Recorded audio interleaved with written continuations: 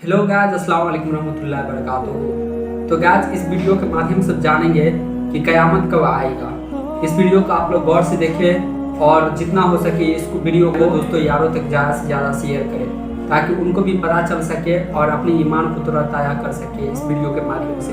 तो चलिए इस वीडियो को चालू करते हैं। आप लोग इस वीडियो को पूरा देखें। आप सल्लल्लाहु अलैहि वसल्लम की वफात से पहले उन्होंने सहाबा को बहुत सारी बातों का पहले से बता दिया था कि उनके जाने के बाद दुनिया में क्या क्या होने वाला है।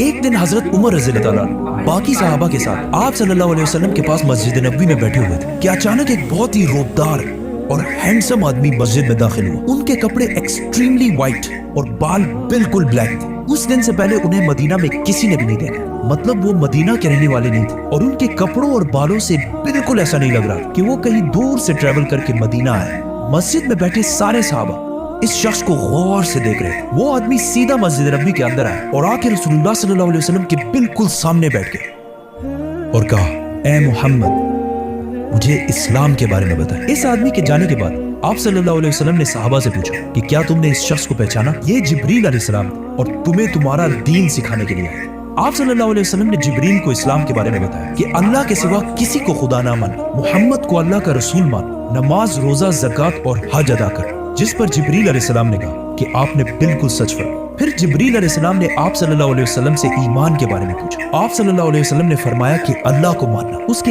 एंजल्स, फरिश्तों को मानना, उसकी किताबों को मानना, उसके पैगंबरों को मानना, आखिरत को मानना और तकदीर को मानना। जिस पर जिब्रील अलैहिस्सलाम ने फिर कहा कि आपने बिल्कुल सच फरमाया। जिब्रील अलैहिस्सलाम ने आप सल्लल्लाहु अलैहि वसल्लम से एहसान के बारे में भी पूछा और फिर जिब्रील अलैहिस्सलाम ने आप सल्लल्लाहु अलैहि वसल्लम से पूछा कि क़यामत, द डे ऑफ जजमेंट, कब आएगी? जिस पर आप सल्लल्लाहु अलैहि वसल्लम ने कहा कि जितना आपको पता है सिर्फ उतना ही मुझे पता है, मतलब क़यामत के दिन का अल्लाह के सिवा किसी को भी नहीं पता। जिब्रील अलैहिस्सलाम ने यह सुनने के बाद फरमाया कि मुझे उस दिन के बारे में कुछ निशानियां बताएं। अब तक इस डिस्कशन में जितनी भी बातें हुई उन सबको आप सल्लल्लाहु अलैहि वसल्लम पहले भी एक्सप्लेन कर चुके, क्योंकि ये वाकया आप सल्लल्लाहु अलैहि वसल्लम की वफात से कुछ ही अरसे पहले हुआ जब ऑलमोस्ट सारा कुरान नाजिल हो चुका था। लेकिन इसके बाद जो आप सल्लल्लाहु अलैहि वसल्लम ने क़यामत की निशानियां बताई वो इससे पहले किसी को भी पता नहीं, और इन निशानियों का ताल्लुक सहाबा से ज्यादा हमसे, क्योंकि जो निशानियां आप सल्लल्लाहु अलैहि वसल्लम ने बताई वो सहाबा ने अपनी जिंदगी में पूरे होते नहीं देखी, बल्कि वो निशानियां आज हम देख रहे हैं।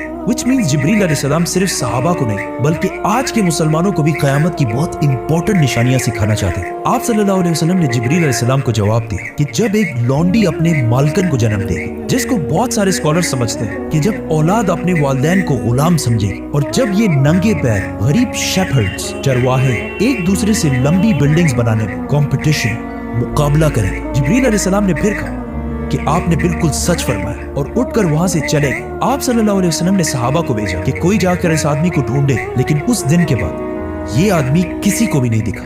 नाउ आप सल्लल्लाहु अलैहि वसल्लम ने नंगे पैर गरीब चरवाहों का जिक्र किया, जिन्हें उस जमाने में अरब बेडुइन्स, बद्दू कहा करते थे, जो अरब के बाकी कबीलों से हमेशा दूर रहते और कभी भी एक जगह पर नहीं रहते बल्कि अपने जानवरों के साथ हमेशा ट्रेवल करते रहते थे, मतलब एक खाना बदोश नॉर्मैडिक जिंदगी गुजारते थे। ये इसलिए बहुत अजीब बात क्योंकि बद्दू पूरे अरब में सबसे गरीब कबीलों में से होते हैं। सिर्फ उस जमाने में नहीं बल्कि इस हदीस के 1000 साल बाद भी ये बेडुइन्स अरब के सबसे लोअर क्लास होते हैं। इसलिए सहाबा हैरान थे कि हमारी सोसाइटी के सबसे गरीब क्लास कैसे आपस में लंबी बिल्डिंग्स बनाने में मुकाबला करेंगे। आप सल्लल्लाहु अलैहि वसल्लम के बाद खिलाफत राशिदा हर तरफ फैलने के बाद दुनिया की सबसे बड़ी सुपर पावर बन गई। सिर्फ मुसलमानों में नहीं बल्कि ये उस वक्त तक इंसानों की तारीख की सबसे बड़ी एम्पायर थी, जो अलेक्जेंडर द ग्रेट और रोमन एम्पायर के जूलियस सीजर के एम्पायर से भी बहुत बड़ी थी। इसका फायदा उठाते हुए ये बेडुइन्स पूरे दुनिया में फैल गए, लेकिन फिर भी इनकी सबसे बड़ी पॉपुलेशन इसी अरब के इलाके में रही। आहिस्ता आहिस्ता वक्त गुजरता गया और इनका कल्चर बिल्कुल भी नहीं बदला। ये बेडुइन्स उसी तरह अपनी जिंदगी गुजारते रहे। आखिर 1000 साल बाद उस्मानिया खिलाफत के आखिरी जमाने में दुनिया पुराने तरीकों से एक नई इंडस्ट्रियल एज की तरफ बढ़ने लगी। तो आखिर उस्मानी खलीफा सुल्तान अब्दुल हमीद ने मुसलमानों को भी मॉडर्न दुनिया की तरफ लाने के लिए बहुत स्ट्रॉन्ग रिफॉर्म्स की और पूरी एम्पायर में बहुत सारे प्रोजेक्ट शुरू किए, जिसमें इस्तांबुल से मदीना तक एक ट्रेन भी बनाई गई। लेकिन इस ट्रेन के रास्ते में हमेशा एक बहुत बड़ी रुकावट थी, यही बेडुइन्स, क्योंकि इन्हीं बेडुइन्स इससे बहुत साल पहले 1757 में 20,000 हाजियों को शहीद भी किया, जिसके बाद उस्मानिया सल्तनत इनके कल्चर को चेंज करने लगी और इन्हें खाना बदोश नॉर्मैडिक जिंदगी से एक परमानेंट इलाके में सेटल करने की कोशिश की, लेकिन बेडुइन कबीले उस्मानिया सल्तनत के इन रिफॉर्म्स से बिल्कुल भी खुश नहीं थे और आखिर सऊदी अरब के पहले बादशाह इब्ने सऊद ने बेडुइन्स को यूनाइट करके ऑटोमन एम्पायर के खिलाफ एक फौज बनाई और फिर ब्रिटिश की मदद से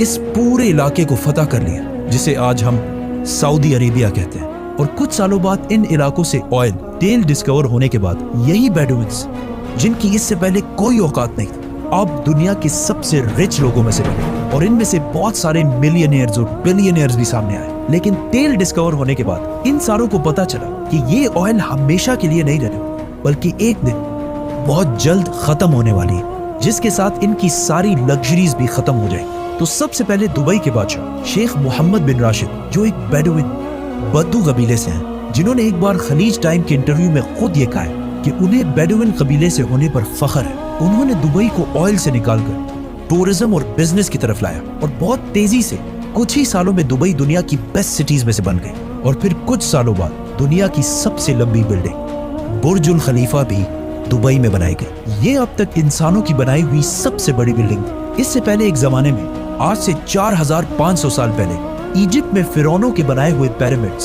specifically the pyramid of Giza, इंसानों की बनाई हुई सबसे बड़ी बिल्डिंग और दुनिया की सबसे बड़ी बिल्डिंग होने का ये टाइटल इस पिरामिड के पास 3800 साल तक रहा। मतलब फिरौन के बाद 3800 साल तक कोई भी फिरौन से लंबी बिल्डिंग नहीं बना सका। लेकिन 3800 साल बाद यूरोप के एक चर्च ने पिरामिड्स का ये रिकॉर्ड तोड़ दिया, जिसके बाद पेरिस के आईफिल टावर और 9/11 में तबाह होने वाले वर्ल्ड ट्रेड सेंटर भी दुनिया की सबसे बड़ी बिल्डिंग्स रह चुकी हैं। इसके बारे में फिर हम बात करेंगे, तो सब्सक्राइब। दुबई के इस अजीम कामयाबी को देखकर सऊदी ने भी इसे कॉपी करना शुरू किया और मक्का में काबा के बिल्कुल सामने दुनिया की चौथी सबसे बड़ी बिल्डिंग बनाई और कुछ ही साल बाद दुनिया की सबसे बड़ी बिल्डिंग का ऐलान कर दिया, किंगडम टावर या जद्दा टावर, जो दुबई के बुर्ज खलीफा से भी बड़ी होगी और इस तरह सऊदी यूएई से आगे निकल जाएगा। इस सारे प्रोजेक्ट को हेड करने वाले का नाम अल वलीद बिन दलाल है, जो कुछ साल पहले दुनिया के सबसे अमीर अरब जिन के कबीले का ताल्लुक अगेन